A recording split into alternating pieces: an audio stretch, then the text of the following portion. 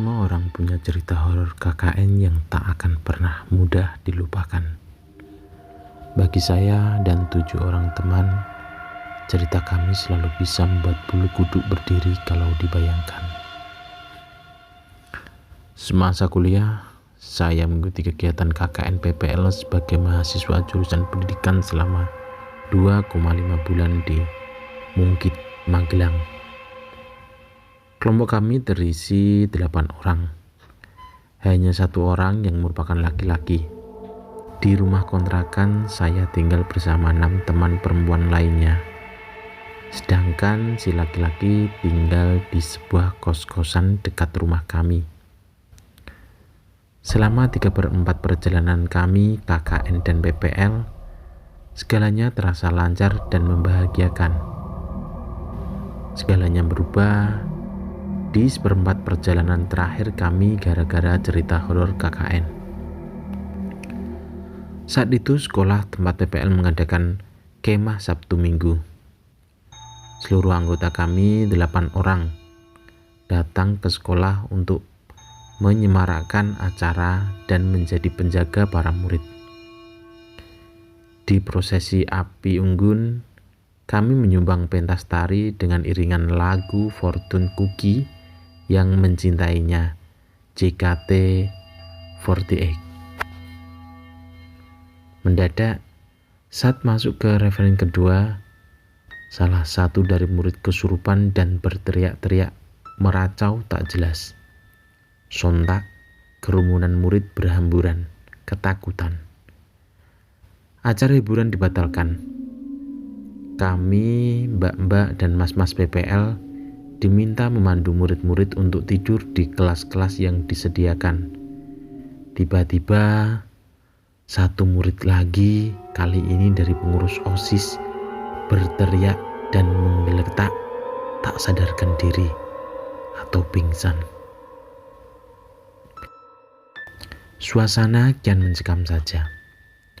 Salah seorang anggota kelompok KKN PPL kami mulai menangis. "Aku pengen pulang," rengeknya.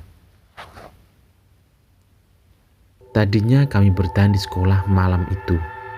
Namun, karena Sinta, anggota kami itu menangis terus, sebagian dari kami memutuskan pulang ke rumah kontrakan. Saya, Sinta, Ria, dan Ningsih.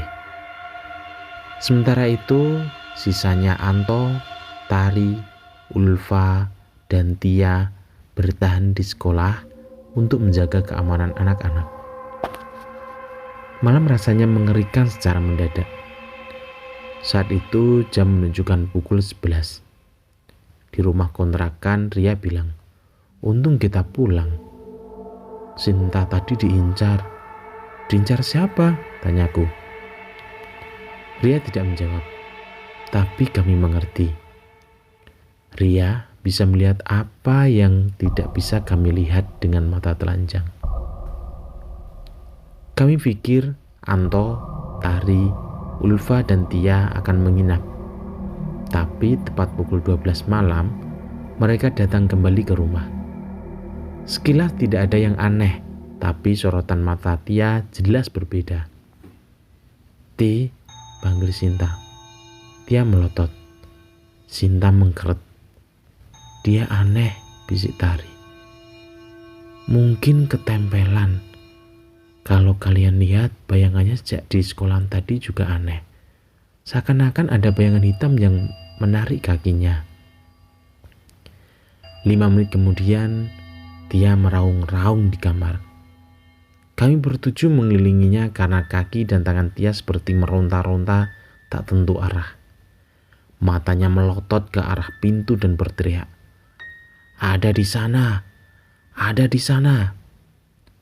Seseorang menyentuh jempol kaki Tia, tapi lalu ditendang kasar-kasar. "Sakit!" Baru kali itu, saya melihat fenomena kesurupan atau mungkin ketempelan, entahlah. Yang jelas, cerita horor KKN kami benar-benar dimulai. Saya diminta membaca Al-Quran, sementara teman yang lain memegangi Tia yang kian kesetanan. Saya duduk membaca ayat kursi sambil membelakangi jendela, menghadap ke arah Tia. Saat itulah saya merasakan panas luar biasa di bagian tengkuk. Panas yang berbeda dari sengatan sinar matahari. Aneh. Malam terasa panjang sekali. Petinggi desa datang untuk memastikan keadaan Tia baik-baik saja. Pemuda desa turut berjaga di depan rumah, takut kalau terjadi sesuatu. Tengkuk saya yang panas sudah dilupakan. Sampai kemudian di pagi hari Tia sudah siuman. Hal pertama yang ia lakukan ketika bangun adalah mencari-cari saya untuk berkata, "Tadi malam yang paling besar ada di belakangmu." Sosok di belakang saya, kata Tia, adalah yang paling besar, tinggi, berbulu, dan mengancam. Ia masuk melewati jendela, tapi terhambat dengan ayat kursi yang saya baca berulang-ulang. Setelah Tia kesurupan, rumah kontrakan kami seperti festival mistis tak berkesudahan. Seperti telah diskenariokan menjadi cerita horor KKN. Agaknya makhluk yang paling besar tadi mulai mengundang teman-temannya. Di lorong dalam rumah, Tari pernah duduk menunggu giliran untuk salat karena mukenanya sudah dipakai Tia. Saat itu masih sore dan semua terasa normal. Tiba-tiba ada bau melati menyeruak, diikuti bau berikutnya, bau amis darah. Usut punya usut, Tante Kun datang masuk ke dalam rumah kami. Menurut dia, segalanya terasa mudah bagi makhluk-makhluk itu untuk datang setelah malam itu terjadi. Teror berikutnya muncul malam hari. Kami semua tengah merancang RPP untuk keperluan PPL esok hari. Hening, lampu tiba-tiba mati saat kami sedang berbincang ringan mengenang kejadian di malam Tia kesurupan. Kami ketakutan, berebut keluar dari rumah kontrakan. Anehnya di luar rumah, semua lampu menyala terang dan tak ada seorang pun terlihat. Padahal biasanya pos ronda di sebelah rumah kami tak pernah absen diisi pemuda desa. Paginya kami berjamaah sholat subuh, lalu diikuti dengan rutinitas baca Al-Quran masing-masing. Saat sedang baca, Tia berbisik, "Sini, kalian kesini, lihat deh." Kami diajak berkumpul di kamarnya. Tia menuju ke arah jendela yang ditutupi gorden. Jendela itu bergoyang kencang sekali sampai terdengar suara yang cukup keras. "Mungkin angin?" tanyaku. Tidak ada yang menjawab karena jendela kami memang terbuat dari kayu yang sangat kuat. "Kita buka gordennya ya?" tanya Tia. Kami mengangguk lalu menghitung bersama-sama. 1, 2, 3. Gorden dibuka. Jendela itu langsung diam tak bersuara. Tidak ada siapa-siapa. Kami menggoyangkan jendela, tidak bisa. Kokoh, merinding. Saya masuk kamar sendiri bersama Sinta. Kami berusaha tidur lagi sebentar agar lupa pada apa yang akan kami kenang sebagai cerita horor KKN ini. Tetapi secara tak sengaja saya melihat ke arah jendela. Ada bayangan bulat yang berjalan ke arah kanan dari luar jendela. Ada Iqbal tuh lewat, guman saya.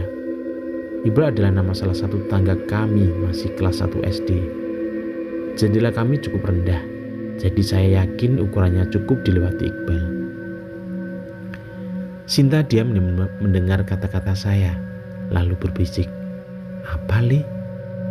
Itu barusan Iqbal lewat. Bayang kepalanya kelihatan. Kamu lihat kan?" "Enggak." "Ke arah sana, ke kanan," tambah saya sedikit panik. Kami membuka jendela bersama-sama, menoleh ke kanan. Tidak ada apa-apa di sana kecuali tembok yang mengarah ke rumah kosong di sebelah kami. Tak ada yang tinggal di sana sejak lama, kata warga. Kami berusaha mencari Iqbal dari tempat kami berdiri, tapi tetap saja tidak ada siapa-siapa. Lagi pula mana ada anak usia 6 tahun berkeliaran begitu saja sendirian pukul 4:30 pagi.